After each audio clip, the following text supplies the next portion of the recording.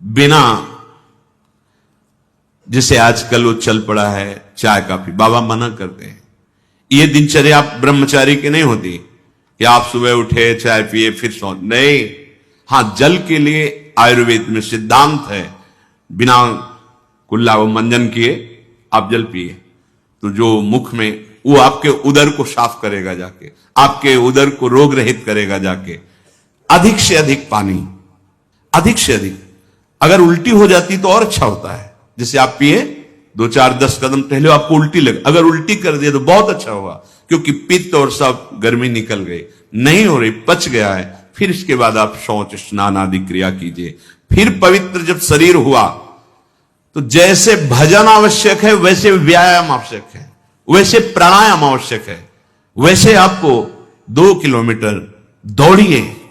कुछ शारीरिक ऐसा व्यायाम, कुछ ऐसे भी व्यायाम करते हैं। ये कोई व्यायाम पैर से करना, बहुत से, ये कोई व्यायाम का मतलब पसीना निकले शरीर से, आपके शरीर को 1-2 किलोमीटर दौड़िए। ब्रह्मचारी बनना है तो ब्रह्मचर्य पचाने के लिए भी तो चाहिए ना। अब आधा घंटा पद्मासन 30 मिनट कोई बहुत नहीं होता, बैठ करके आप प्राणायाम, अनुलोम विलोम, जो भी, जो आजकल शिक्षाएं भी दी जाती है इसकी, आप उसको कीजिए। आसन पे बैठिए, आपका शरीर स्वस्थ रहेगा। फिर अगर आप विद्यार्थी हैं तो जैसे हम शास्त्र स्वाध्याय करते हैं उसी भावना से आप आप देखो, अगर स्मृति आपकी प्रवीण ना हो तो बताना। परम पवित्र विचार वाला, परम पवित्र आहार वाला, परम पवित्र जब आपकी चेष्टाएं, तब इस महान शक्ति को धारण किया जाता है। ऐसे थोड़ी होता है। बड़े बड़े महापुरुषों से मिल मिलकर, रो रो कर प्रार्थना करके आप बताइए, उपाय बताइए जिससे हम अपने साधन संयम को नियमित संयम में रख सके, ऐसे भाव से चल सके। आपको तो बिना किसी प्रयास के सुनने को मिल रहा है महापुरुषों की बातें। बिल्कुल समझ, आप रह के देखिएगा, एक नवीन उत्साह। और हारिएगा नहीं। आपने यदि गलत संस्कार बना लिए तो हारिए मत। कुछ समय तक बिना चाहे वो अभ्यास आपको गिराएगा, लेकिन आप बिल्कुल नियम संयम में दृढ़ रहिए, धीरे धीरे शांत हो जाएगा। ये आप धीरे धीरे शांत हो जाएगा। अब आपकी दिनचर्या में 2 प्रकार के ब्रह्मचर्य, एक आजीवन ब्रह्मचर्य, तो वैरागी का तो आजीवन ब्रह्मचर्य होता है। जो प्रवृत्ति गृहस्थ मार्ग में, उनका संयम का होता है। शास्त्र संयम के अनुसार बर्ताव करे तो उसका जीवन बड़ा सुखमय जाएगा। केवल मन के अनुसार चलने पर कि आप गृहस्थ हैं तो आपके लिए छूट नहीं। देखो,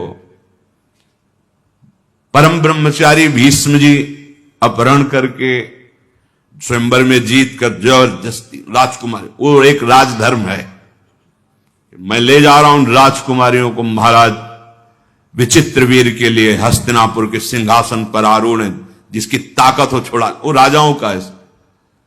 अंबा ने तो अस्वीकार कर दिया कि या तो आपने अपहरण किया, आप स्वीकार कीजिए, नहीं तो मैं उनको दो जो। अब वो संयम को भूल गए।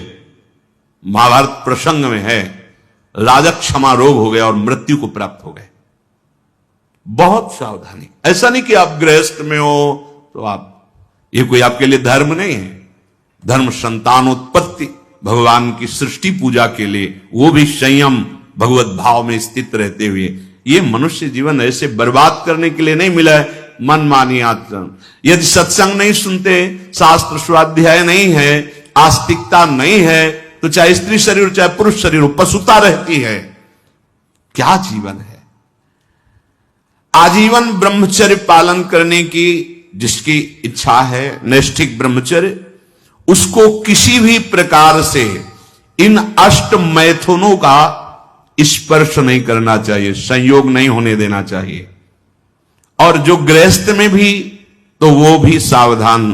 पाणी ग्रहण जिससे किया है वो भी समय मर्यादा के अनुसार। 8 प्रकार के ये मैथुन है। पहला,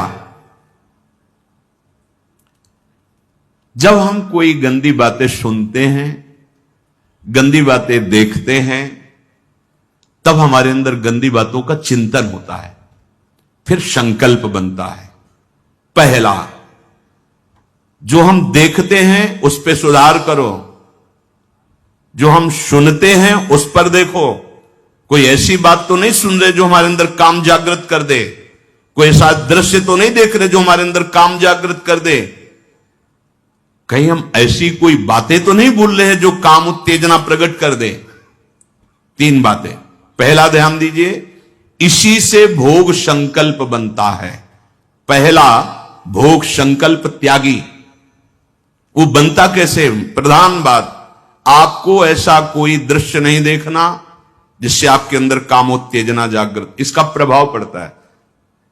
अभी आप कोई ऐसी बात करुणा की सुने तो आपको रोना आ जाएगा, आप कोई ऐसा दृश्य देखें तो आपका हृदय पिघल जाएगा, आप वाणी से कोई ऐसी करुणा की बात कर आपको रोना आ जाएगा। अर्थात आपके देखने, सुनने और बोलने का प्रभाव हृदय पर पड़ता है।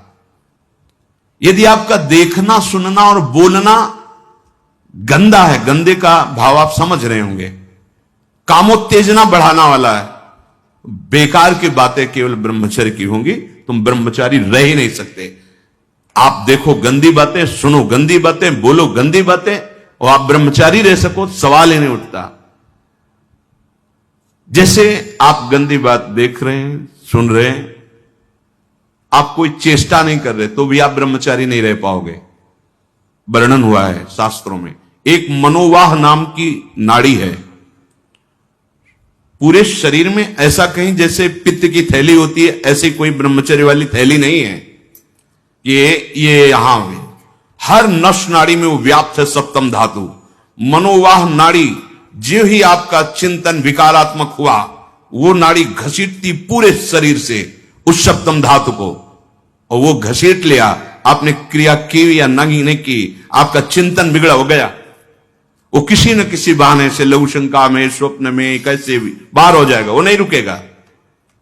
संकल्प रहित, भोग संकल्प रहित हृदय कब होगा?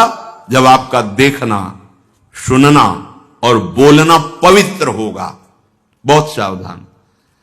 आज सावधान होना तो बहुत ही कठिन है, क्योंकि मोबाइल है। एक दृश्य देखा आज मिलने की, एक वैश्या किसी के साथ जंगल में से, उस दृश्य ने नीच आचरणों में फंसा दिया। एक दृश्य देखा, सौभरी ऋषि ने मछली की, 50 राजकुमारियों से ब्याह किया जाके मानधाता की। दृश्य ही देखने मात्र से भ्रष्ट हो जाना होता है। फिर आप उसको तो सर्च करके, इच्छा करके देख रहे हैं। हाथ जोड़कर प्रार्थना है, इस आग से बचो। ये आग तुम्हारे सुकृतों का नाश करके, तुम्हारी जीवनी शक्ति का नाश करके, तुम्हें ऐसे चिंता, शोक, ऐसे दुख में फंसा देगी, फिर नहीं निकल पाओगे। त्यागात् शांतिरनंतरम, भगवान ने कहा, भोग के बाद शांति नहीं, तृष्णा पैदा होती है। भोग के बाद शांति नहीं मिलती है। कुछ क्षण के लिए वो कामना का भोग किया इसलिए शांत लगता है, फिर उसके बाद जो उसकी तृष्णा पैदा होगी, वो तांडव देख रहे हो उस तृष्णा का, पशुवत आचरण। हम बातें बड़ी ऊंची ऊंची धर्म की करते हैं, लेकिन नींव नहीं है धर्म की। ये ब्रह्मचर्य पूर्ण जीवन के लिए अमृत पद है, चाहे गृहस्थी में हो, चाहे व्यापारी हो, चाहे किसान हो, चाहे, और विरक्त मार्ग का तो यही मुख्य ऐसा आधार है जिसके ऊपर वो विविध प्रकार की दैवी संपदा का अनुभव करता है। पहला है, जो आप देख रहे हैं, सुन रहे हैं, बोल रहे हैं, वो कामोत्तेजना वाला नहीं होना चाहिए, क्योंकि उससे आपके मन में संकल्प बनेगा। संकल्प भोग का बन गया तो क्रिया हो या ना हो, आप ब्रह्मचर्य नहीं रह पाएंगे। एक बार परमहंस स्वामी श्री ओंकारानंद सरस्वती जी महाराज, साक्षात मूर्तिमान ब्रह्म, नजफगढ़, कानपुर, गंगा के किनारे, बहुत ही ज्ञान संपन्न महापुरुष, तो हिम्मत करके पूछा गुरुजनों से तो अपनी बात, महाराज जी पूर्ण ब्रह्मचर्य रहने में कई ऐसे साधकों में परस्पर वार्ता को कहते स्वप्न दोष हो जाता है, तो हम कैसे अखंड ब्रह्मचारी माने जाएंगे? महाराज ने जो वचन बोले, यदि आप कोई कुचेष्टा नहीं करते और कुछ काल के बाद ऐसा होता है, आपने स्वप्न में भी कोई गंदे दृश्य या गंदी भावना नहीं देखी, स्वाभाविक आप जगे ऐसा, तो बोले जैसे उफान आती है किसी वस्तु में, वो वास्तविक जो ब्रह्मचर्य जो संतानोत्पत्ति वाला वो नहीं निकल पाएगा, उसके ऊपरी भाग का, उससे कोई हानि नहीं होती। यदि आपने कुछ चेष्टा पहले से अभ्यास की है और आपका स्वप्न में गलत संकल्प बन गया है, फिर वो वैसा माना जाएगा। इसलिए संकल्प का त्याग करे, कभी कुचेष्टा न करे। स्वाभाविक कभी खान पान बिगड़ गया या कभी स्वाभाविक ऐसे अधिक श्रम अधिक थक जाने से ऐसा हुआ, तो बोले वो ब्रह्मचर्य खंडन नहीं माना जाता, ऐसा होना।